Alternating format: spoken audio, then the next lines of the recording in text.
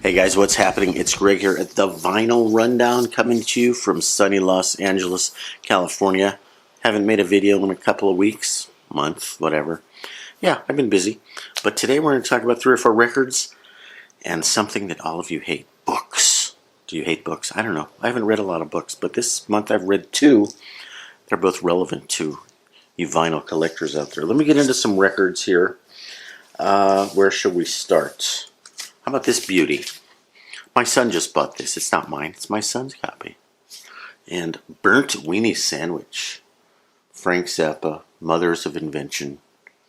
Great cover. Complex, crazy Zappa, whatever the heck's going on. What's the back say? This is a tasty little sucker, isn't it? Yes, it is.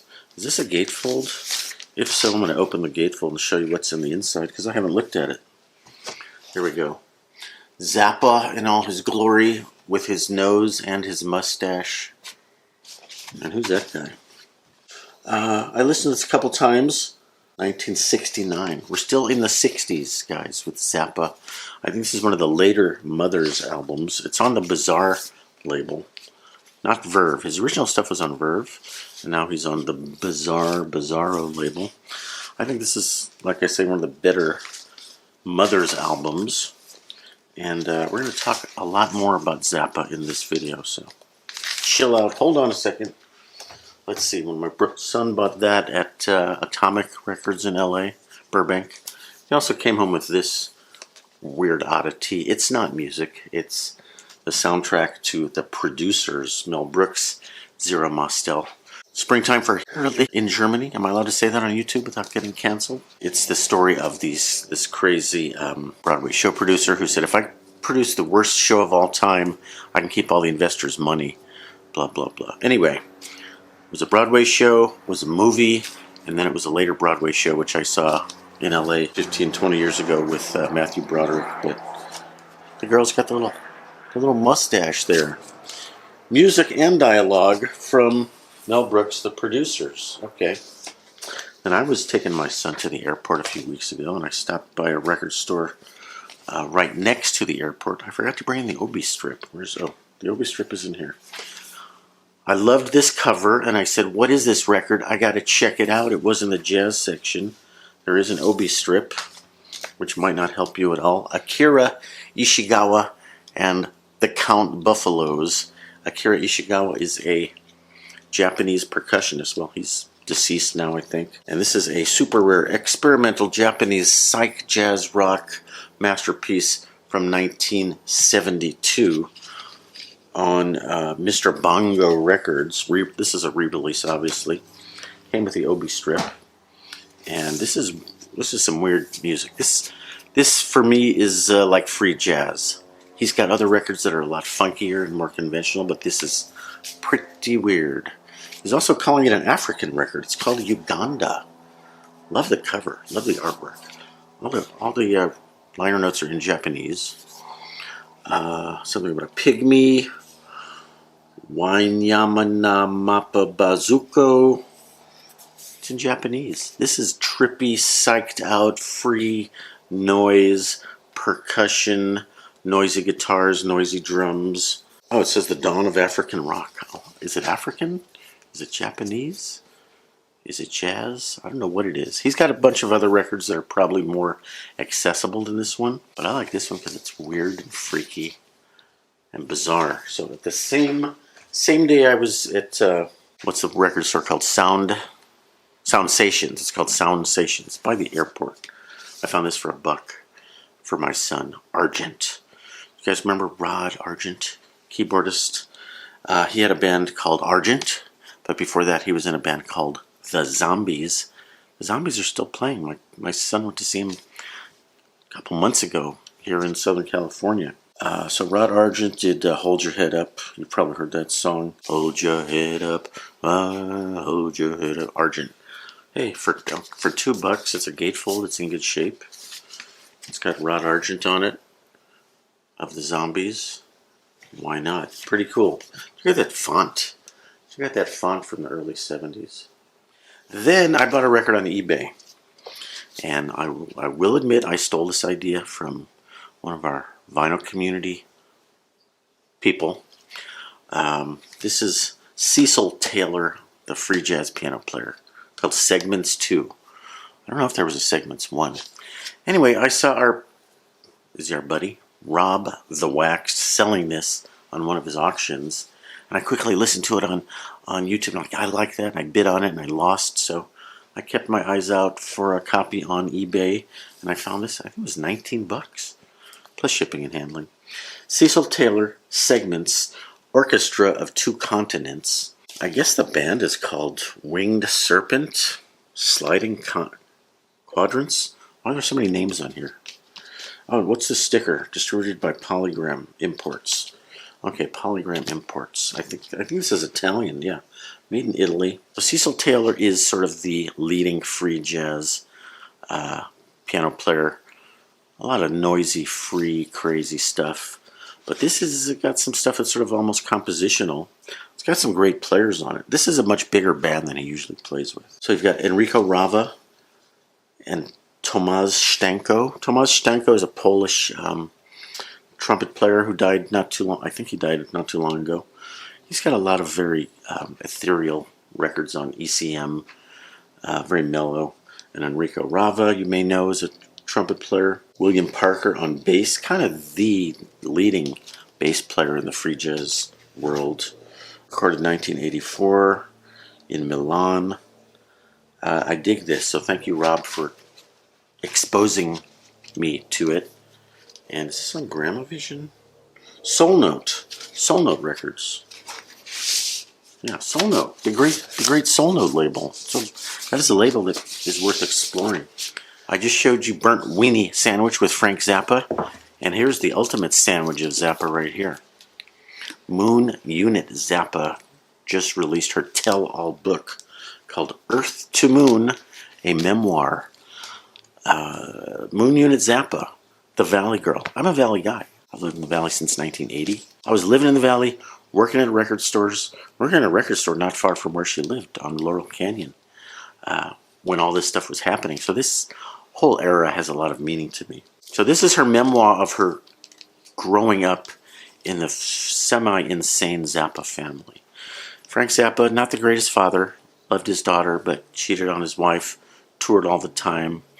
There's a lot of sad facts in this book about things that happened to Moon and how she was not really treated very well by her mother or father. Her father, okay, Frank Zappa, one of the most brilliant musicians and composers of the previous century, but maybe not a family man.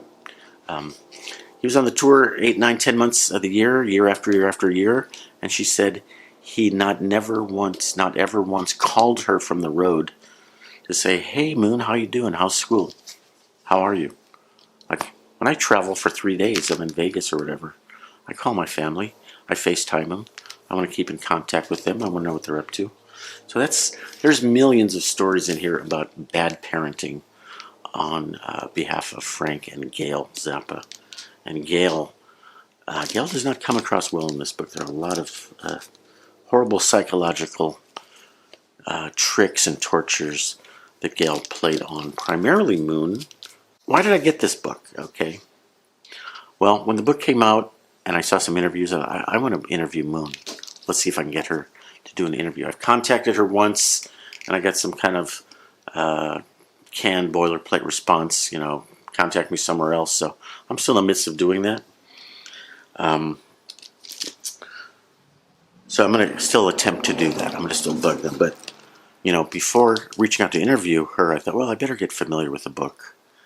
And I'm not a book reader. I haven't read books in a long time because my attention span, is 0. But I read this whole thing cover to cover in 2.5 days over Labor Day weekend, and I was enthralled by it. It is very funny. It is also very heartbreaking. Her writing style is very good. A lot of non-writer writers aren't great writers. Well, she's a writer. She's written other stuff. She's written at least a novel. But there's a cadence to this book. She's doing good storytelling. So it's funny. It's engaging. It's also terrifying and sad how she was treated by Gail. It was just a few weeks ago I met Dweezil at a guitar thing. And it was a quick little hi, how are you? Autograph my crappy guitar, and maybe we'll do an interview. And he's like, yeah, go to my website, email me. He was just embarking on his tour, so he doesn't have time for an interview. But I'm not sure why I mentioned Dweezil. I'm more interested in interviewing Moon and getting deeper into the psychological torture and the lasting effects of growing up Zappa on this family. So she did this photo shoot in the space outfit, in the moon suit, and then they ended up not using those pictures on the cover. And my theory is, well, she comes across looking very confident and balanced in that photo shoot, and that's not what she is in this book. The little picture on here, even though it's kind of crudely drawn, is a better indication of what this book is about. A little girl running away, lost, not sure where she fits into the world, making her way through unknown. So even though I don't love the cover, I think the symbolism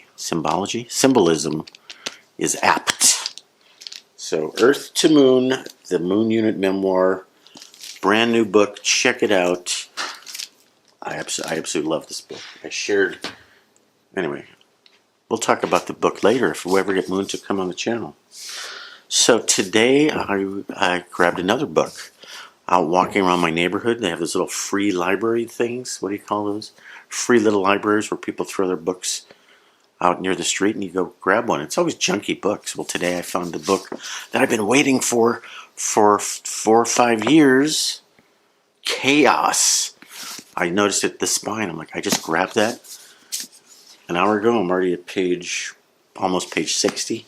What is this book? Is this book relevant to collecting vinyl records, Greg? What is this book about? Let me read you the title. Chaos.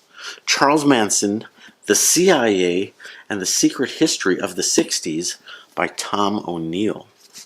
So this book is about the Manson killings, and it very much is about the music business, the 60s. The 60s and 70s was the greatest period for us rock vinyl collectors, right?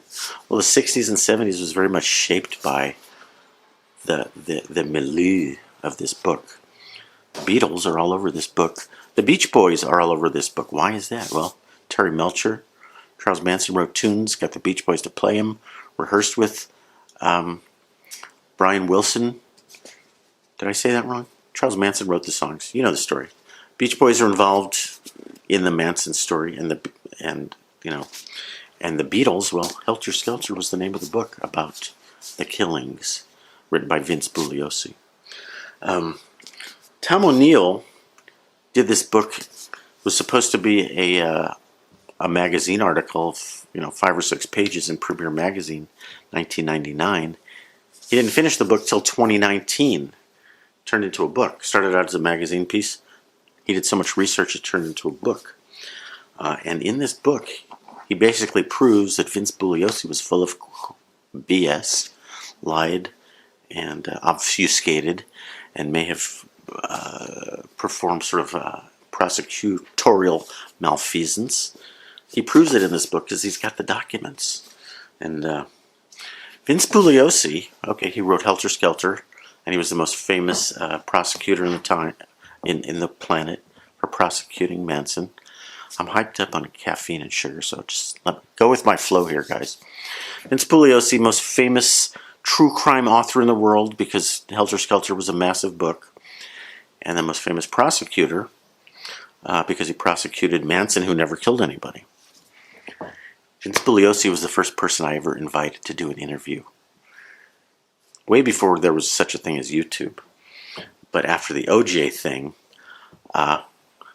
me and my buddies were starting this crappy video company that made no money.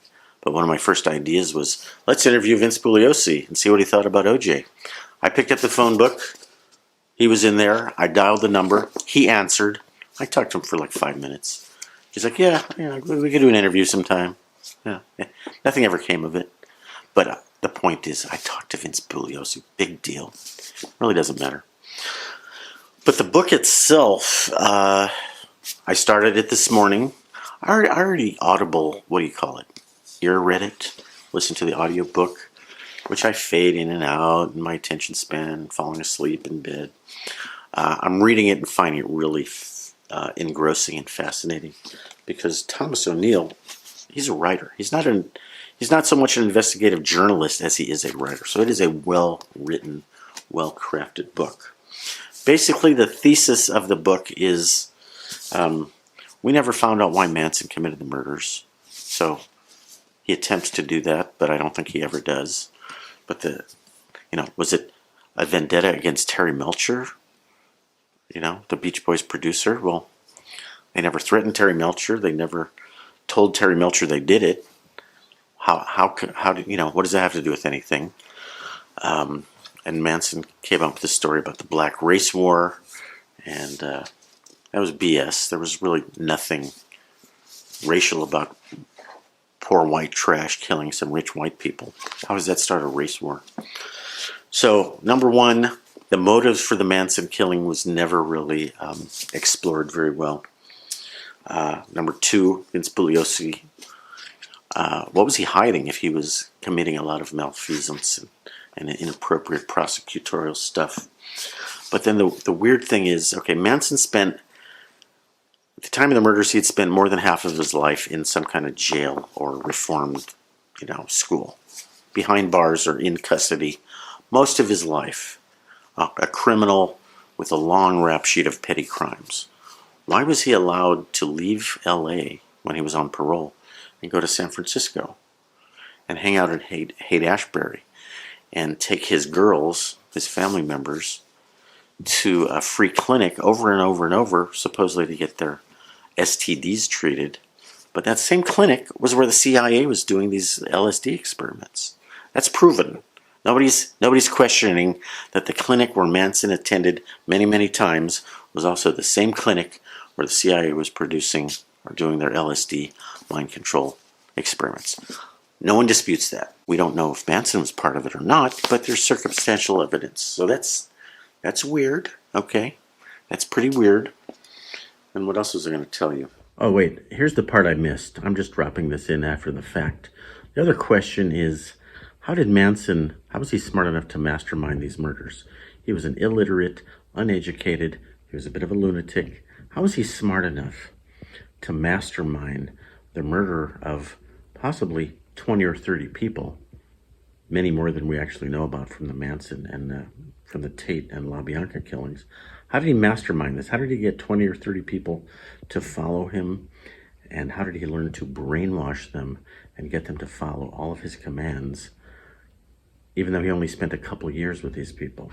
So how did he do that? Well, throughout the defense, LSD was brought up as, he brainwashed them by washing their brains with LSD. He was in a facility in Haight-Ashbury where the CIA was doing experiments on how to do that. Did Manson learn how to do that from them, or was he a victim of that? These are questions that are unanswered in the book. More to come. The early part of the book, okay, there's Manson. He was 35 when he went on trial. There's Vince Bugliosi. How old do you think he was? Can you see that? How old do you think Vince Bugliosi was when he was prosecuting this case? Conservative guy in a suit, balding. The freaky thing is Manson was older than Bugliosi. They were both 35 years old at the time of the trial, and Manson was just a couple months older than Bugliosi. That's just a weird fun fact that really doesn't mean anything. I'm going to try to get Tom O'Neill on this channel too. Anyway, I'm ranting about this book, but check this book out. This book really uncovers and changes a lot of what we already know about Manson. And I think that's it, guys. So in 2 books, Greg Kaufman read 2 books, if you can believe that. Check out The Moon Unit. Check out Chaos by Tom O'Neill. And then listen to some records. And that's it, guys. That's a rant. So thank you, and enjoy your fall season. Have a good one.